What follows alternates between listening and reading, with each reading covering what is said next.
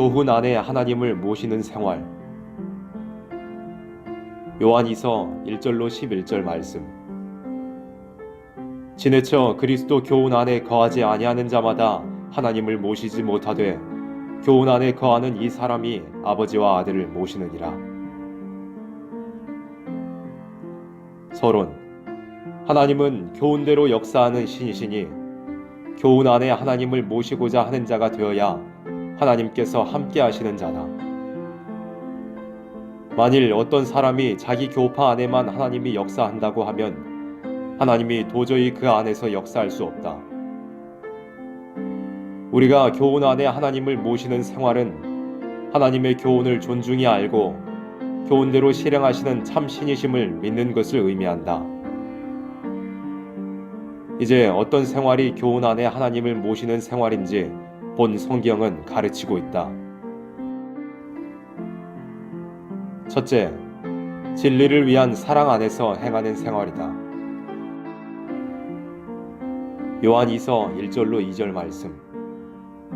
장로는 택하심을 입은 부녀와 그의 자녀에게 편지하노니 내가 참으로 사랑하는 자요 나뿐 아니라 진리를 아는 모든 자도 그리하는 것은 우리 안에 거하여 영원히 우리와 함께할 진리를 인함이로다. 우리가 진리를 위하여 서로 사랑할 때 하나님은 똑같이 역사해 주시고 한 지체를 이루는 교회를 구성하게 하시는 것이다. 만일 어떤 남녀 사이에 진리를 위한 사랑이 아닌 다른 것이 있다면 마귀가 틈을 탈 것이지만 진리를 위한 사랑 안에서의 교제는 하나님이 같이 함으로써 열매를 나타낼 것이다. 사랑은 마귀를 청하는 사랑도 있고 하나님을 모시는 사랑도 있으니 진리를 위한 사랑에서만 하나님은 역사해 주는 것이다. 교회라는 것은 진리를 위한 사랑의 계명을 지키는 단체를 말한다. 둘째, 온전한 상을 이룰까 삼가하는 생활. 요한 2서 7절로 8절 말씀. 미혹하는 자가 많이 세상에 나왔나니 이는 예수 그리스도께서 육체로 임하심을 부인하는 자라. 이것이 미혹하는 자요 적그리스도니 너희는 너희를 삼가 우리의 일한 것을 잃지 말고 오직 온전한 상을 얻으라. 하나님의 신은 우리의 구원만 목적하여 역사하시는 신이 아니요 온전한 상을 이루고 지혜와 능력으로서 미혹을 받지 않도록 역사해주는 신이시니 온전한 상을 이룰까 삼가하는 사람을 돕기도 하시고 깨우치기도 하시고 더욱 열매를 맺도록 역사하시는 것이다. 어떤 사람이 하나님이 도우신다는 믿음은 있으나 상을 잃을까봐 삼가하는 것이 없다면 하나님은 거기서 역사하지 않으실 것이다. 왜냐하면 이것은 하나님을 경외하는 것보다도 하나님을 만홀히 여기는 생활이 되기 때문이다. 하나님의 역사는 사람이 자기 할 일을 힘써 다하기를 기다리면서 역사하시기 때문이다.